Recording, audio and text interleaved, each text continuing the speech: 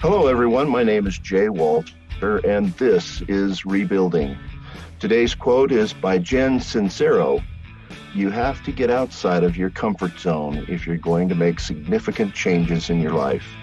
And since few things scare people like the unknown, feeling fear is an excellent sign that you're on the right track. So let's get out of our comfort zone. Let's get a little fear going. What are you doing today that scares you? Let's start rebuilding. Today's guest in Rebuilding is a good friend of mine, Tamara Anderson. Tamara Anderson is a wife, speaker, author, podcaster, and is a professional in hope. I love that. She has 4 children who struggle with autism, ADHD, anxiety, visions issues, and all bring her great joy. She says, I recently wrote a blog about 3 places I should never work because of my hobbies. Bookstore, mine too. I love books and can be found reading at all hours of the day or night. Fabric store, I'll give you that one. And a hardware store, that's my playground. I also love gardening and hiking, exploring national parks. She received her bachelor's degree in therapeutic recreation from BYU, and then went on to get advanced degrees, including her PhD in life from the School of Hard Knocks. Yes, we all, I think, are working towards that PhD. Indeed. So welcome, Tamara. Thank you. It's good to be here. Nice to have you on the show today. Tell us a little bit about yourself and your fear that you face that you're rebuilding in your life. So last year, at the beginning of the year, I decided I was going to launch a podcast. I spent a lot of time working on the logo, having someone help me with that, picking the name of the podcast, Stories of Hope in Hard Times, recording the first few episodes. And then I hit summertime, which was really busy with my kids, and I stopped doing everything. I hadn't launched the podcast yet. And it wasn't until the fall when my kids went back to school that I really sat down and took a long look at myself and realized that I was completely paralyzed moving forward on the podcast. I realized I had a lot of fear that was preventing me from taking the next few steps, which were getting ready to launch the podcast, actually launching it. I was afraid of putting myself out there in the World Wide Web, I guess you could say, and kind of telling my story, family. I was just so happy in my little bubble that I wanted to stay there. Yeah, I know that exact feeling. It's that. Why would anybody want to listen to me? That imposter syndrome that we come up with, and who thinks I have something to say? And so I can see that is a big step. And so I finally realized that that's what this was all based on. Even though I'd committed to doing the podcast, I hadn't taken the steps to actually doing it. I'd taken some steps, but I hadn't taken the steps like getting a podcasting website up and going, and I hadn't started editing the podcast that I'd had already recorded. And it was just so scary for me to take those steps. And so I really had to first figure out this is what I'm dealing with. And I began journaling about it. In fact, one of my first journal entries after realizing that this is what was holding me back was a picture that I drew that perfectly explained my fear. And it was just a little stick figure drawing. Don't think I'm any great artist or anything like that. But it was this tiny little stick figure on this path that kind of went eventually up to a high peak of the mountain. But even before the stick figure got to the edge of the mountain, the base of the mountain, there were these huge words right on the path, and, well, huge letters, fear. And that's what was blocking my path. I could see that I wanted to go up that mountain. I wanted to climb, but I was totally paralyzed in the path. I couldn't get beyond the fear. I was just stuck right there. And that was so hard. And so I really had to journal a lot about it and write through my challenges. And some of it stemmed back from my childhood and being bullied as a child. And that fear of putting myself out there online was, I don't want to get bullied again, you know. Yeah, And absolutely. so sometimes it makes you face things in your past that you thought you'd kind of gotten over, but maybe not. And so you have to get through those things and say, okay. I joined a group at that point that you're also in, the AMP Accountability Group, hosted by Benjamin Hardy. And that group taught me that Ben taught us that your why, the reason you're doing this, has to be stronger than your fear. And so that's what I drew on top of the mountain, was my why. And my why ended up being, I wanted to make a difference in the world. I have 2 kiddos on the autism spectrum, and I went through several years of just really, really difficult times where I could not envision life getting better because it was so bad right then, and day after day and after day of just life being challenging and hard and no sleep. And it was very difficult. And I knew I wanted to help people that were in that same space of just being exhausted and worn out and no hope, have hope. Right. And so that became my vision, is that I wanted to help people more than my fear. And I was willing to push through that fear, walk through that fear with God's help, so that I could then begin climbing that mountain and moving towards my why. Well, how did you come up with that why? What brought that into your thoughts? You know, that kind of came out in the journaling. And Ben asked us to figure out our why. Yeah. And so I had to figure out, and so through a lot of prayer, I know in the 5 kingdoms, you guys talk a lot about, God being in your first kingdom. And that really was an important step for me, is to begin a morning routine where that was the first thing I did every day, was connect myself with God. Because I knew if I was going to do this, that I didn't feel strong or capable enough to do it on my own, that I was going to have to tap into that heavenly power source, I guess you could say, and have him give me the strength and courage and confidence to be able to figure out my why and move towards it.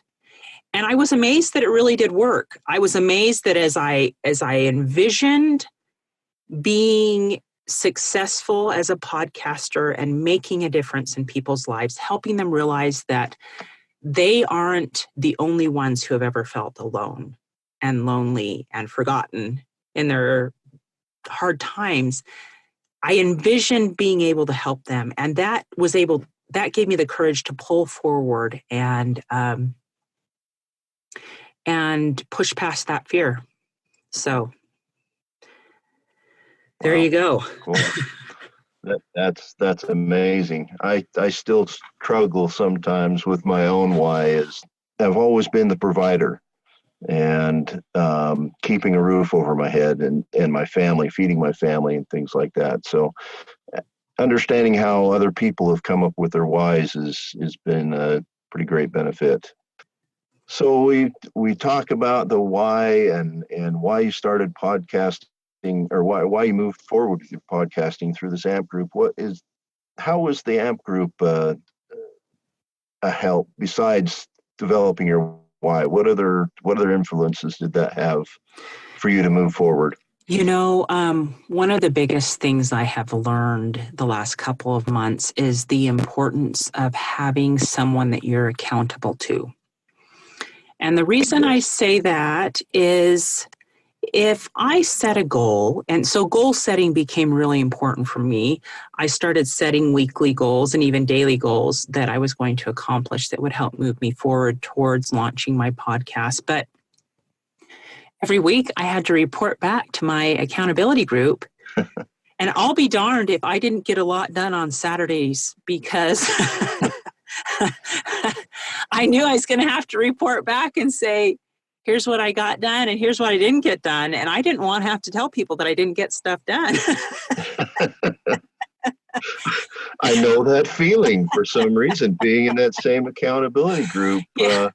It does when you have to report back to somebody. I don't want to feel like a slacker. Yeah. But I think that's good because to ourselves, if we were just making the goals and setting them on our own, we would be much more likely to say, I don't feel like it today. And, just putting it off till the next day. But when you have to report back on a regular basis, you are much more likely to get those goals done. So I think the important other thing that I learned, other than the importance of having an accountability group, was the importance of starting with small goals that were very achievable. And this was something that Ben taught us to do. He said it doesn't even have to be something with regards to your big goal. It can be just little small wins. And let me give you an example of that. Maybe deleting an app on your phone or iPad or something like that is taking a lot of your time that you don't need to be wasting. That's a small win that you can do. And as you do these small wins, you build confidence in yourself that you can do bigger things. It's kind of a snowball effect almost. And so I started with doing just that. I deleted an app on my phone. It was Solitaire, I'll be honest. And then I started organizing little areas in my home. Ben talks in his book, Willpower Doesn't Work, about the importance of creating an environment where you can succeed.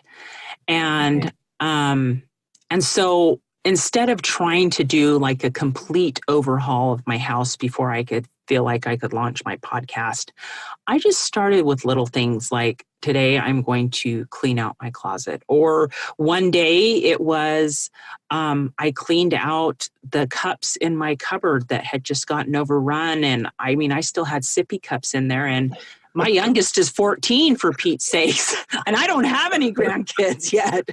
So, it's just little things like that. And so I've just set a goal actually every week to do one cleaning project somewhere in my home, cleaning/organizing. And sometimes it's as small as just, I'm going to clean that counter off because everything collects there. Right. And so just doing these bite-sized small wins started giving me the confidence that I could propel myself forward and through this fear. If I could do these small things, maybe I can do something bigger. And that kind of propelled me forward to the launch of my podcast, which just happened in January 2019. So congratulations. Thank you. That's a big goal to move forward, and I'm kind of following in your footsteps here. One of the reasons why I wanted to interview you is to see how this has changed you and affected how you see things. And so this is fantastic experience for me as well. Yes. So I'm part of the AMP group when one of our assigned books was Feel the Fear and Do It Anyway. Oh, great book by Susan Jeffers. Yes. Highly recommend it. Tell me what maybe one or two things really stood out to you in that book, and how they affected you in this journey. This is a powerful book. I highly recommend it. She has these 5 fear truths that she introduces at the beginning of the book. And I remember just highlighting them and starring them. And I printed them off and I stuck them on my vision board. Oh, by the way, I have this vision board that I also filled with motivational quotes that would move me forward and where I could put my weekly and monthly goals. And I also stuck these fear truths on that board so that I can look at them frequently. And they are, 1, the fear will never go away as long as you continue to grow. And that's true. When you think of anything that you want to achieve in life, it often comes with a little bit of fear. Right. And so growth, it's growth, natural for that. So yeah. And so once I realized that was just a part of the process, I was like, okay, I'm going to acknowledge that and I'm going to move forward. So it's normal. Fear truth number 2 is the only way to get rid of the fear of doing something is to go out and do it. And that's true. You know, you're going to fear it until you do it. It's scary to ride your bike for the first time until you figure out how all that works. And now, then you just don't even think about it. I know. So. And I'll give you another example. I hate shots, and yet they just came out with a new migraine medication, and I've struggled with migraines for over a decade, chronic migraines, and it's a shot that I have to give myself every 30 days. Oh my word! When I found that out, I thought, I don't that ain't happening after all. but it's just a little click thing, and you push the button on the end, and it gives you the shot. And I really had to hype myself up to giving myself that first shot. And oh my word, this saying became true. The only way to get rid of a fear of doing something is to go out and do it. Once I did it, I was okay. I'm like, that wasn't so bad. But I tell you, that hyperventilation about happened before I gave myself the shot. Yeah. It's that fear of doing something new that first time. And maybe somebody else wouldn't have that same fear that I did. But to me, that was super scary. So, 3rd fear truth, the only way to feel better about yourself is to go out and do it. And it's true. Once you do it, your confidence boosts. Yeah, absolutely. So I gave myself the shot. I'm like, wow, I did it. I can do hard things. And then fear truth number 4, not only are you afraid when facing the unknown, so is everybody else. You're not the only one that feels this way. It's not just you. Yeah. It's others as well. Yeah. Everybody out there has different fears and things that hold them back. And as we learn to push past these, that's when we grow. And so you're not the only one. It's amazing how many of us all the time feel like, well, I'm the only one that's ever experienced this. Oh, yeah. And you go into a room and you ask if anybody else has ever experienced anything like whatever, you see 50, 60% of the people. Yeah, I felt that way. And it's Absolutely. Like, it's so empowering to know that you've survived 100% of the things you've faced so far, and you made it through. So. Yeah. And that is empowering. You're right. In fact, fear truth number 5 kind of ties into that. It says pushing through the fear is less frightening than living with the bigger underlying fear that comes from a feeling of helplessness. So it's less frightening to just do it. Yeah. So anyway, highly recommend that book. Love it. Love it. Love it. Get your own copy, highlight it, live by it, push through your fears. You can do it. With God's help. With God's help. That's right. So, so you talk about journaling as something that's helped you push through your fear. When do you journal? I have a hard time making time. I know I need to make time in my day to journal and to do this every day. And when do you find time to do that?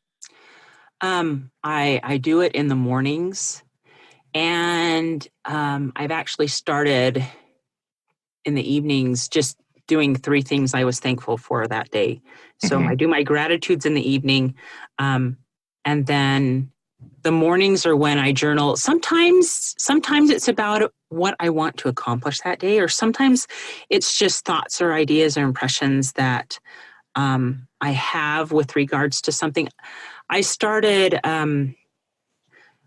as I started this AMP course, Ben interviewed Hal Elrod, and he is the author of The Miracle Morning.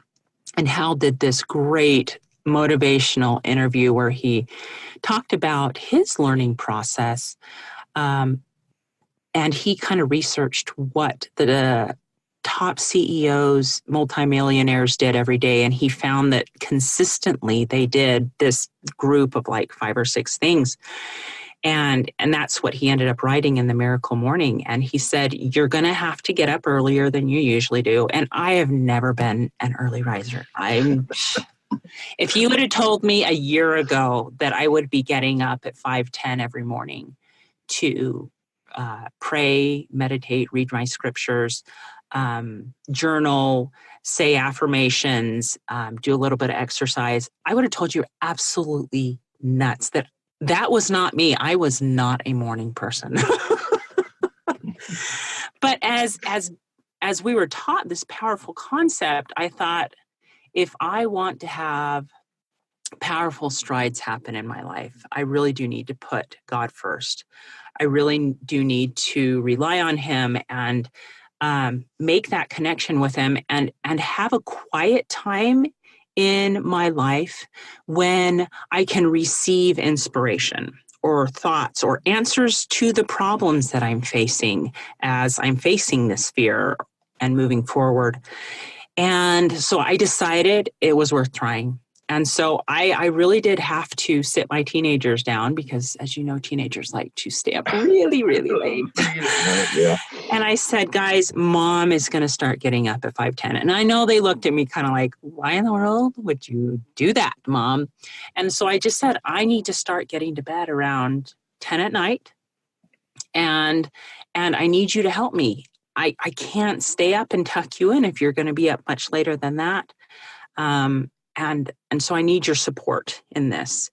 And they've been much more supportive. And I've been able to get up earlier. And granted, I don't get up at 5:10 on the weekends just because everybody else sleeps in. And so I can get up at 6 or 6:30 and still get my morning routine in before anybody else is awake. Yeah. And that's kind of nice. But there is a power that comes from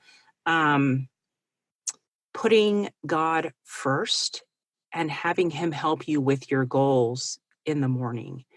And I have gotten so many thoughts and ideas and impressions that I've been able to write and journal about.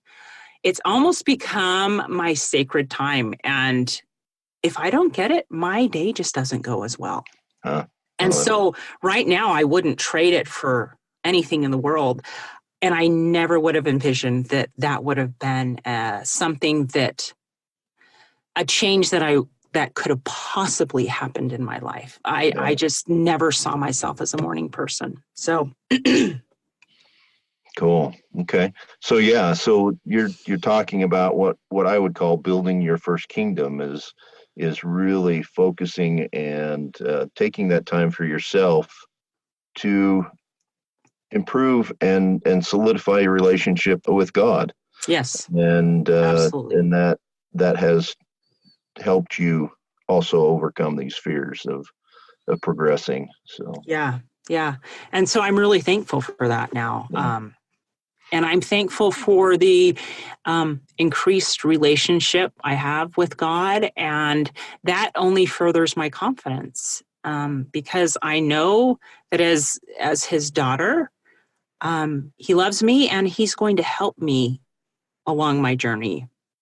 So it's been really good to be able to solidify that relationship a little bit more, build it stronger. And the more thoughts and impressions I have, the more my confidence grows with God that, we're a team and we can do hard things together. Yeah. Yeah. So if you were wanting someone to learn from your experiences, some other person that's struggling with some fear maybe not the same fear that you have, but some fear that they're living with. What lesson would you like them to take from what you've experienced? Oh, man. Um, Years ago, when I was in the thick of raising children that were super young and super hard and all that, I coined a, and it is two people can do anything if one of them is God. Mm. and and so my advice would be to build that first kingdom, as you call it, to um, make the time in your life, whether it is early morning or maybe at lunch, but find a time in your life where you're not being interrupted by a bajillion phone calls or emails or anything like that, where it is quiet and you can connect yourself to God. I think that is super, super important. Because each of us have unique challenges and face unique fears. And the great thing is we can turn to God and he knows everything. He's omniscient. So he can help us through. He can see where you need to go and give you inspiration and guidance on how you can get there. Good. Yeah. All right. Now, a lot of people, not me, because I feel the same way you do, would say, well, if you're focusing on your first kingdom, if you're focusing just on God, is that taking you away from your family more, or is that helping you build your relationship? How would you answer that? Your relationship with your family, how that affects that? I'm going to answer that with just a really quick story, actually. When I was a teenager, I remember I really struggled with algebra. Math has never been my strength. And I remember reading in my scriptures once, and it was the Sermon on the Mount in Matthew, and it said, "But seek ye first the kingdom of God and his righteousness, and all these things shall be added unto you." And I remember being a cocky teenager going, "Okay, God, I'm going to put this to the test. I'm going to read my scriptures before I do algebra every day." And we're going to see if I really do get better at algebra, because I really wasn't doing very good in algebra. And I'll be darned, Jay, if my grade didn't improve a whole letter grade by doing that. Wow. And I was shocked as a teenager, I was like, what? This really works?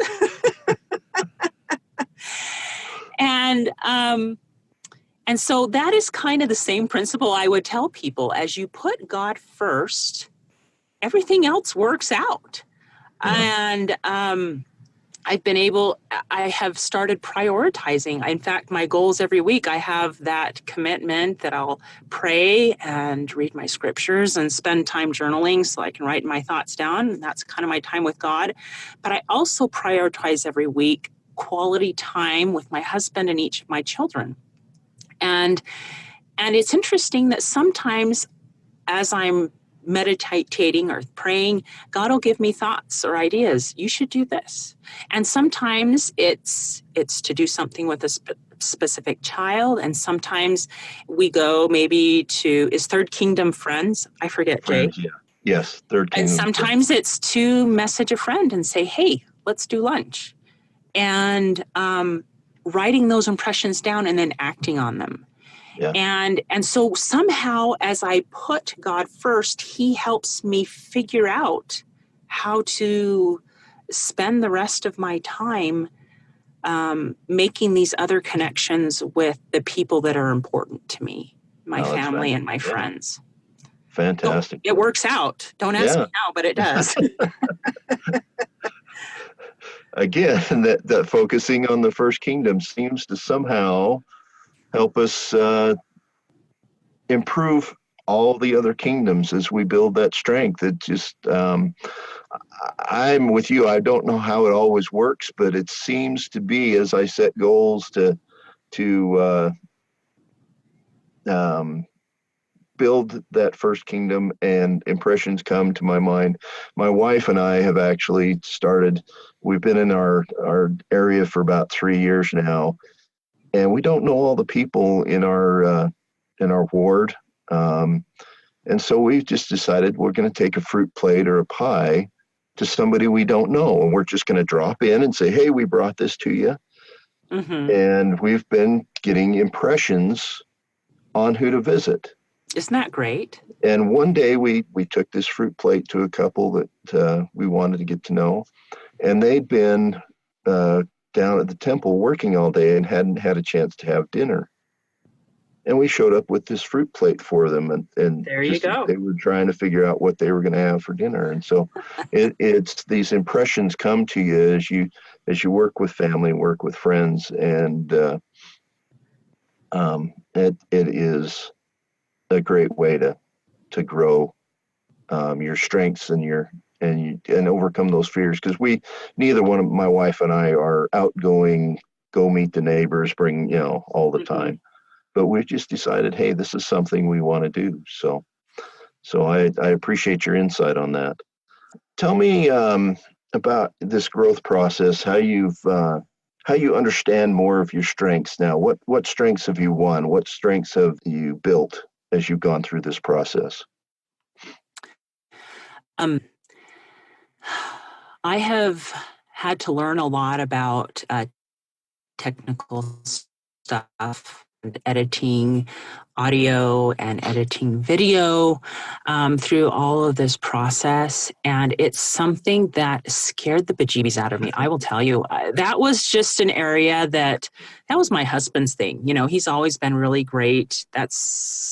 He used to make little videos for our son with autism to help him learn certain things like our address and our phone number and stuff like that. And he would just whip these out and nothing flat. And so I never had to know anything about that kind of thing because he did that.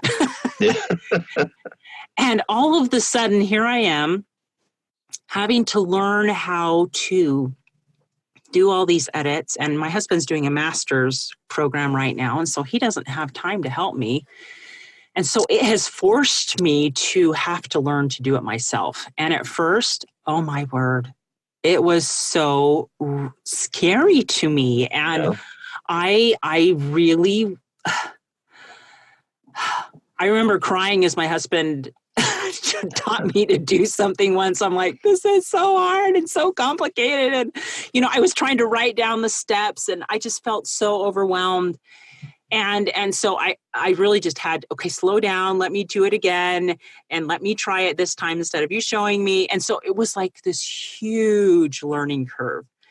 And it was really complicated and hard. And I'll be darned that here I am editing, 3 months later, and I whipped through it. Yeah. It is not as hard as it used to be. I still have to refer to my notes, folks. It's not like brainless. Give me another year or so, and then I could probably do it with my eyes closed. But it is so much easier than those first few times of editing podcasts and editing videos that I've put on YouTube. I tell you, these are skills that were so scary to me. And now I'm doing it and it's not as scary. That kind of goes back to those fear truths that we were reading. Yeah. That pushing through the fear is less frightening than living with that bigger fear.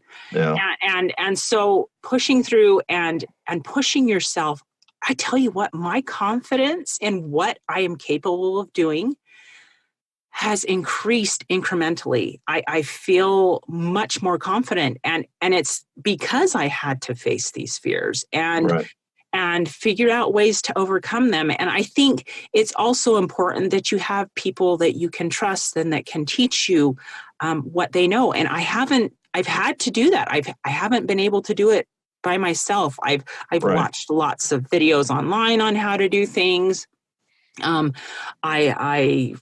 I also reached out to another guy that had been doing it for years and years, and professionally. And he sat me down and showed me several tricks of working in Final Cut Pro, which is what I use. Mm-hmm. And that was so helpful. So I think finding people that can help you and teach you at your level, which mine was 0 when I started, but people who are patient.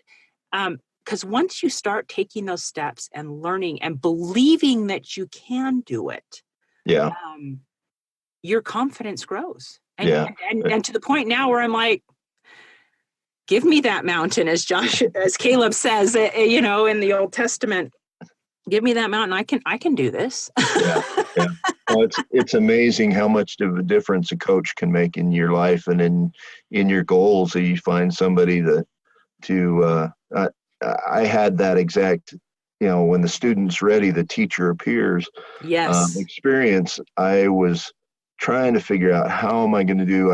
I've started a voiceover business plus this new experience doing a podcast radio show, and I was playing with Audacity and playing with all this free stuff, and just felt like, yeah, I can do some of the computer stuff, but how do I know I'm going to sound good? How am I know that my quality is going to be what I need it to be? And I was talking at one of our King's meetings, and one of the gentlemen in there, his name's Doug Robinson, is a former lead guitarist for Sojourn, My word, gold record selling band back in the 80s and late 70s. Mm-hmm. And he says, oh yeah, I've got this software. I can show you what you need to know and kind of teach you how to set things up, and we'll make it so you sound good. Isn't that amazing? Spent three hours down in his basement. He showed me how to use this software that was fairly inexpensive, and now I'm using that to record my voiceovers and to record books, and I set up a little studio in my basement, and as I needed that, as I overcame that step, that fear, mm-hmm. a teacher appeared to me to help me move forward. And so, that ability to ask somebody, to have somebody to teach you, move through the next fear is pretty important. So. Yeah. And you know what, when you were telling that story, it reminded me of a quote that Ben taught us just as we started this course. And it's by William Hutchinson Murray. And he says, until one is committed, there is always hesitancy. And then it goes on and it says, the moment one definitely commits oneself, then providence moves to all sorts of things occur to help one that would never otherwise have occurred. A whole stream of events issues from the decision, raising in one's favor all manner of unforeseen incidents and meetings and material assistance which no man could have dreamt would have come his way. And so it's like you commit with God and you say, I'm going to do this. I have no idea how. Yeah. But I'm going to do this. And all of a sudden, all these things start happening to help you along that path. Right.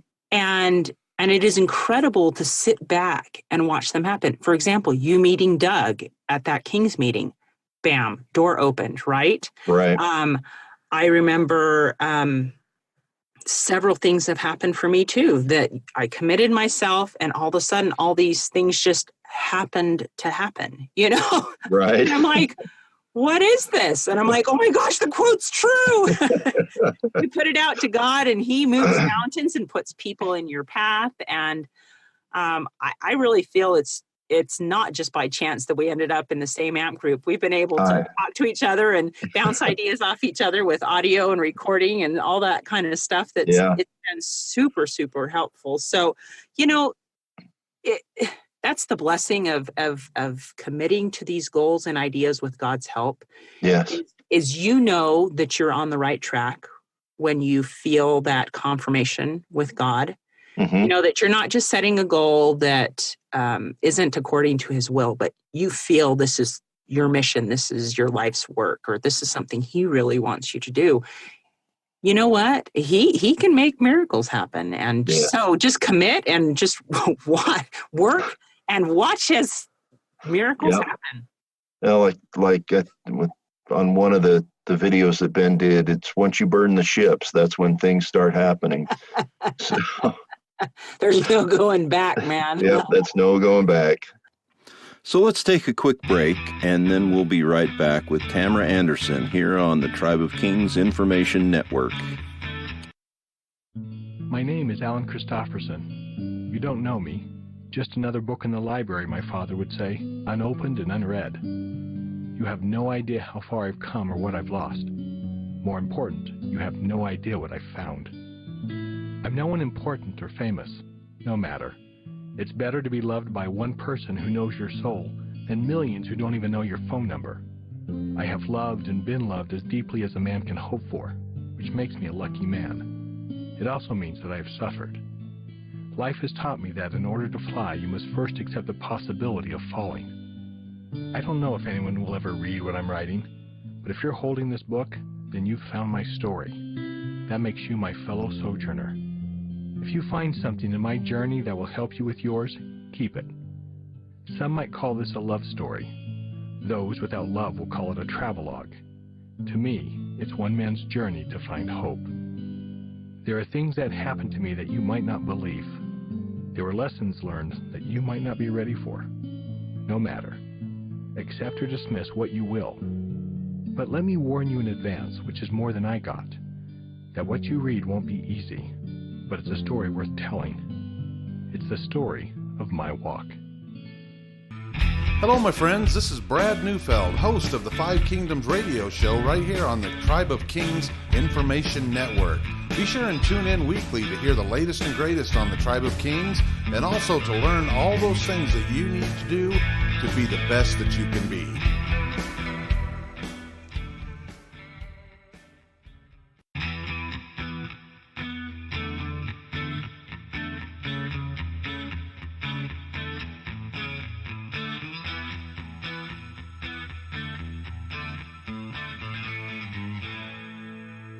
Welcome back to Rebuilding. Today we're talking with Tamara Anderson about her life experiences in rebuilding.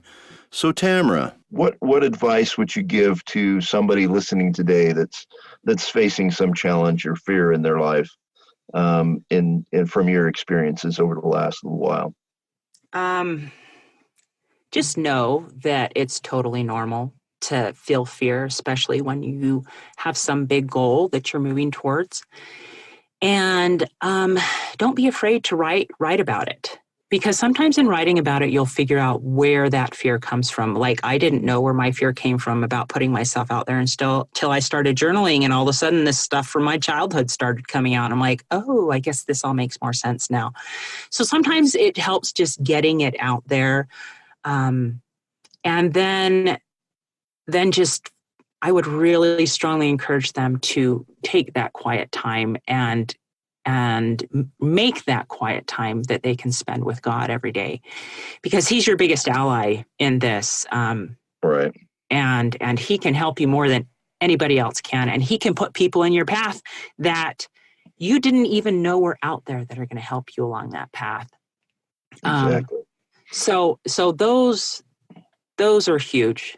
Those two things, and I know we've kind of hammered them a bit in this interview, but those really have been the most important things that I could suggest. Right. Okay. Let's, I guess we're kind of coming to the end here. So any other, besides what we've talked about, any other thoughts I loved your saying, yoke yourself to God. That two people can do anything if one of them is God. And isn't that great? That applies to however you feel about divinity, whatever your divinity is. If you're putting things out to the universe, you don't have to believe the way we do, or have the same faith, the same religion. It's not about religion. It's about faith in a higher being, in God, to drive these things forward. So any other thoughts you'd like to close with?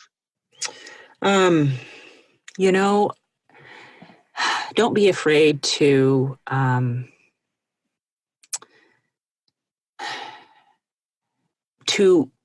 have a vision of what you want your life to become and look like.